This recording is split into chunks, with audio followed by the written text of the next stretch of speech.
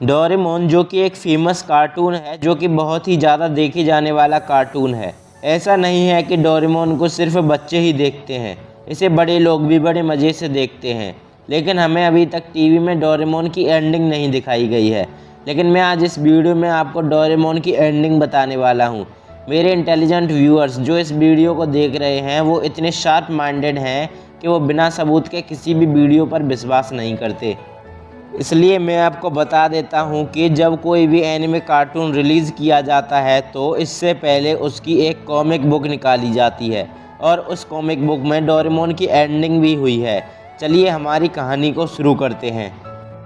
तो बात कुछ ऐसी है कि नोबिता एक दिन जियान से पिटकर घर आया और डोरेमोन चिल्लाने लगा। डोरेमोन से गैजेट मांगने लगा, लेकिन डोरेमोन ने कोई भी रिस्पॉन्स नहीं दिया।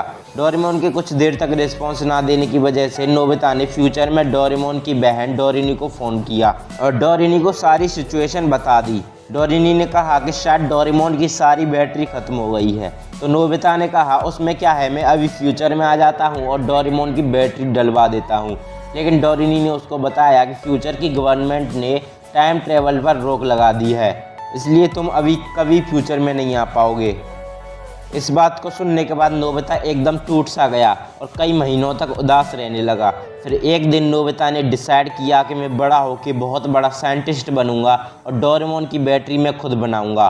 फिर इस फैसले को सच साबित करने के लिए वो बहुत पढ़ाई करने लगा। थोड़े सालों बाद वो बड़ा हो गया और ग्रेजुएशन में आ गया। ग्रेजुएशन में वो फर्स्ट आया, लेकिन वो इतना खुश नहीं था। फिर वो घर आया और बैटरी पे काम करने लगा।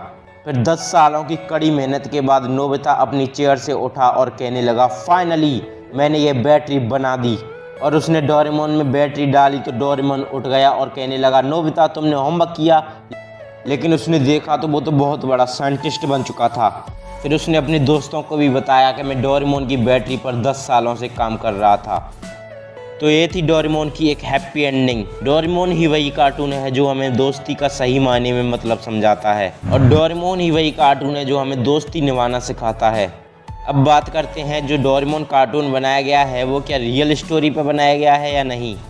तो इंटरनेट पे एक कहानी बहुत वायरल हो रही थी। तो कहानी कुछ ऐसे है कि जापान में एक लड़का रहता था जिसका नाम था नोबिता। उसको एक बीमारी थी जिसका नाम है स्किज़ोफ्रेनिया। इसमें लोग चुपचाप रहने लगते हैं, किसी से बात नहीं करते और अपने माइंड के अंदर ऐसे आदमी को विकसित कर लेते हैं जो कि रियल वर्ल्ड में है ही नहीं। इस बीमारी के चलते ही नोबिता ने अपने दिमाग के अंदर एक कैरेक्टर को जन्म दे दिया था जिसका नाम था डोरेमोन।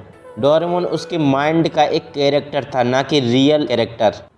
नोबिता उस दिमाग से बनाए हुए कैरेक्टर के साथ खुश रहता था, उसके साथ ही खेलता रहता था। उसके मम्मी पापा को पता भी नहीं था कि उसको ये बीमारी है। कई सालों तक ये चलता रहा। फिर 16 साल का होने के बाद नोबिता के मम्मी पापा को पता चला कि उसको ये बीमारी है। फिर उसे डॉक्टर के पास ले जाया गया और उसके डॉक्टर ने कहा कि डोरेमोन नाम का कोई भी प्राणी इस धरती पर नहीं है, वो सिर्फ तुम्हारे मन का वहम है। डॉक्टर की इस बात को सुनने के बाद नोबिता एकदम टूट सा गया, हमेशा चुपचाप रहने लगा, एकदम सदमे से में आ गया। फिर एक दिन नोबिता ने एक बहुत ही खतरनाक फैसला लिया। वो अपने डैड के कमरे में गया और अपने डैड की बंदूक से अपने आप को गोली मार ली, और तभी से डोरेमोन कार्टून की शुरुआत हुई। आप इस कहानी को सुनकर बहुत ही इमोशनल हो गए होंगे, लेकिन मैं आपको बता दूं कि ये पूरी कहानी फेक है। जी हाँ दोस्तों, पूरी कहानी एकदम झूठ है। बल्कि जब डोरेमोन के क्रिएटर से बात की गई तो उसने इस कहानी को फेक बताया। उसने कहा कि डोरेमोन सिर्फ एक कहानी है, एक कार्टून है, इसका रियल ज़िंदगी से कोई भी मतलब नहीं है। मैं आशा करता हूं कि आप समझ गए होंगे। वीडियो अच्छा लगा तो वीडियो को लाइक करना मत भूलिएगा, चैनल को सब्सक्राइब करना मत भूलिएगा। मिलते हैं किसी ऐसे इंटरेस्टिंग वीडियो में, तब तक के लिए बाय।